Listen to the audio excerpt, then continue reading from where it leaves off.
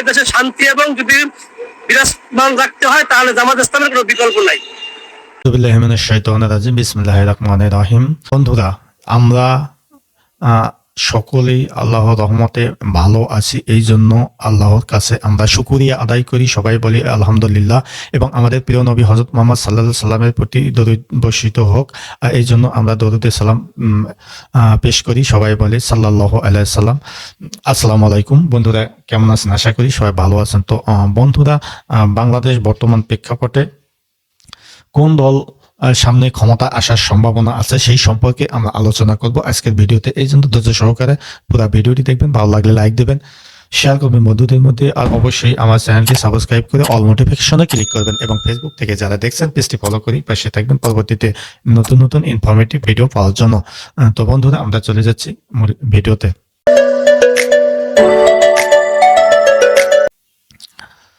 তো বন্ধুরা, আমরা ফিরে আসলাম মূল ভিডিওতে। যা বলছিলাম যে 1971 সালে বাংলাদেশ স্বাধীন হয় ব্রিটিশদের কাছ থেকে। তো সেই স্বাধীনতার পর থেকে আবার দ্বিতীয়বার দেশটি একটি ফ্যাসিস্টের কবলে চলে গিয়েছিল, এবং সেই ফ্যাসিস্টের কাছ থেকে আবার দেশটি দ্বিতীয়বারের মতো স্বাধীন করে বাংলাদেশের যুব সমাজ, যেটি গত 5ই আগস্ট বাংলাদেশ দেশকে আবার দ্বিতীয়বারের মতো স্বাধীন করা হয়।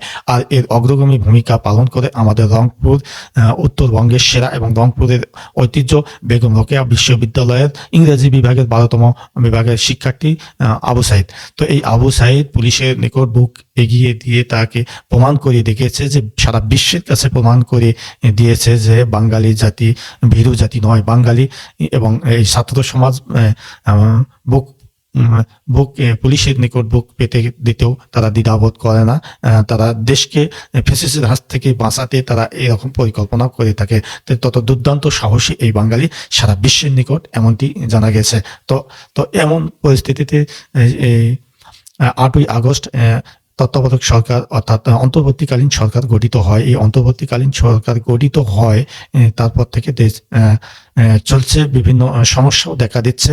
তো যেহেতু ফ্যাসিস্ট সরকার দেশ থেকে পালিয়ে গিয়ে ভারতে আশ্রয় নিয়েছে, তো সেখান থেকে আবার সে পরিকল্পনা করছে বাংলাদেশের উপর বিভিন্ন প্রকার প্রভাব খাটাচ্ছে, কিন্তু তাতে কোনো লাভ হচ্ছে না, বারবার তাই ব্যর্থ হয়ে যাচ্ছে। প্রথমে তারা সেই ফ্যাসিস্ট সরকারের দল আওয়ামী লীগের দল আনসার ভিডিপি হয়ে দেশে আসলো, কিন্তু সেটিও ধূলিসাৎ হয়ে গেল। তারপর এই লোন দেওয়ার কথা বলে একটি আন্দোলন তারা করলো, সেখানেও ধূলিসাৎ করে দিল। এখন যেটি রয়েছে সেটি হলো ইসকন। তো ইসকন হয়ে ঢুকেছে এখন বাংলাদেশ আওয়ামী লীগ। তো ইসকন হয়ে ঢুকে বাংলাদেশকে একটি অস্থিতিশীল তৈরি করার জন্য অপচেষ্টা চালাচ্ছে, কিন্তু তাতে কোনো লাভ হবে না। তো কালকে জামায়াতের আমির কুমিল্লার এক সভায়, অর্থাৎ কুমিল্লার এক জনসভায় বলেছিল যে আমার 2-1 দিনের মধ্যে আমাদের দেশে একটি সুখবর রয়েছে। এই সুখবরটি সম্পর্কে ফেসবুকে একটি স্ট্যাটাস দিলে ওখানে অন্তর্বর্তীকালীন সরকারের আইন উপদেষ্টা জনাব আসিফ নজরুল সাহেব আলহামদুলিল্লাহ বলেছিল, এবং এই আলহামদুলিল্লাহ বলাটা নিয়ে রাজনীতি শুরু হয়ে গেছে। কিন্তু আলহামদুলিল্লাহ আমরা বলতেই পারি, কোনো সুখবরের কথা শুনলেই আমরা বলতেই পারি, কিন্তু এটি নিয়ে কিন্তু শুরু হয়ে গেছে। কিন্তু এই কিন্তুটার জন্য আসলে এই দেশের মানুষ বিভিন্নভাবে ষড়যন্ত্র, আমাদের দেশটি এখন সুন্দর সুষ্ঠু সবলের দিকে যাচ্ছে, আর এই কারণে বাধা বিপত্তি এগুলো আসবে। আর সবচেয়ে বড় কথা হলো স্বাধীনতা অর্জনের চেয়ে স্বাধীনতা রক্ষা কঠিন। তো এই জিনিসটি আমাদের মাথায় রেখেই চলতে হবে। তো বন্ধুরা, আমি যা বলছিলাম যে বর্তমান তো অন্তর্বর্তীকালীন সরকার রয়েছে, সামনে একটা নির্বাচন আসতেছে। তো নির্বাচন তো আপনারা মনে করছেন, তো অবশ্যই একটি অন্তর্বর্তীকালীন সরকারের অধীনে একটি পরিষ্কার এবং ফেয়ার নির্বাচন হবে, এটা আমাদের ধারণা। আর এই নির্বাচন হলে বাংলাদেশের বর্তমান যে 2টি দল রয়েছে, এই 2টি দল কে ক্ষমতায় আসতে পারে বলে আপনি মনে করেন? তো সেই সম্পর্কে অবশ্যই কমেন্ট সেকশনে মতামত দেবেন।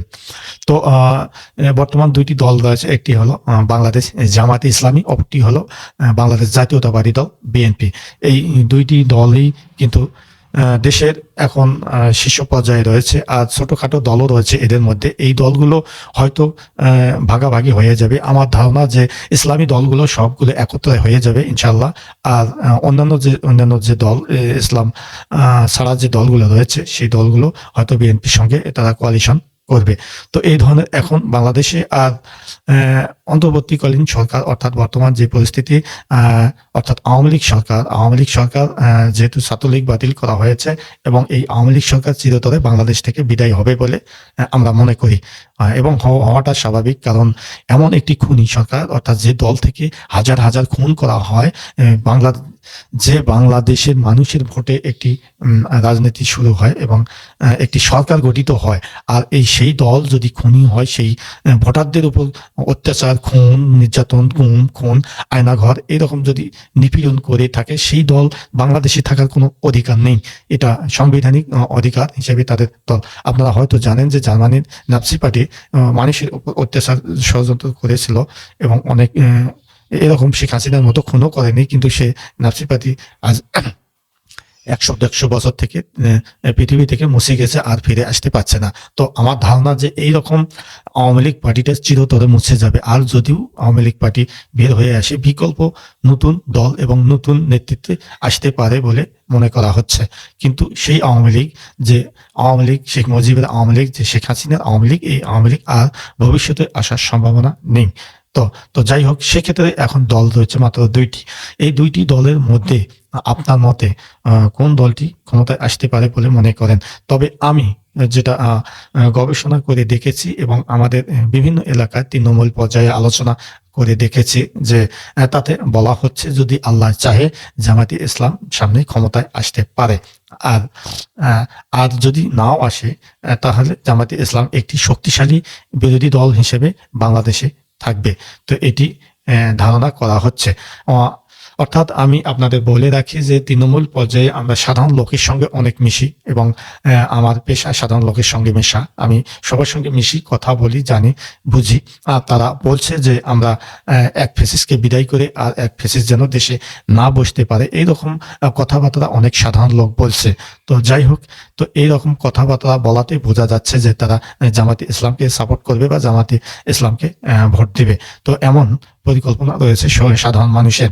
তো যাই কারণে, অর্থাৎ তারা অনেকে মনে করে যে শেখ হাসিনা যে এই দুর্নীতি শুরু করেছিল দেশে, এই দুর্নীতি শিখিয়েছে বিএনপি, তারা মনে করত। এবং সেই দুর্নীতির যে শিক্ষক, তাদেরকে আমরা না ভোট দিয়ে আমরা আবার ইসলামী দলকে একটু ভোট দিয়ে এবারে দেখি কেমন হয়। অনেকে মনে করছে যে আসলে জামায়াতে ইসলামী এককভাবে কোনোদিন ক্ষমতায় যায়নি, তাদেরকে এককভাবে ক্ষমতা যাওয়ার জন্য এবার আমরা ভোট দিব, দেখি তারা দেশটি কিভাবে চালায়। অর্থাৎ তারা কোরআন হাদিসের আলোকে যদি দেশটি চালায়, তাহলে দেশে অনেক শান্তি বিরাজ করবে, এই আশায় তারা জামায়াতে ইসলামকে ভোট দেবে বলে মনে করছেন। তো যাই হোক, তো এই সম্পর্কে আপনাদের মতামত কমেন্ট সেকশনে অবশ্যই জানাবেন এবং সেই সঙ্গে আমাদের ভিডিওটি শেয়ার দেবেন, ভালো লাগলে লাইক দেবেন। আর আজকে যে প্রশ্ন, অর্থাৎ কোন দল সামনে ক্ষমতায় আসতে পারে বলে আপনি মনে করেন, সেই সম্পর্কে অবশ্যই বিস্তারিত কমেন্ট সেকশনে জানাবেন। তো বন্ধুরা, আজ এ পর্যন্ত। সবাই ভালো থাকবেন, সুন্দর থাকবেন, সুস্থ থাকবেন। আল্লাহ হাফেজ।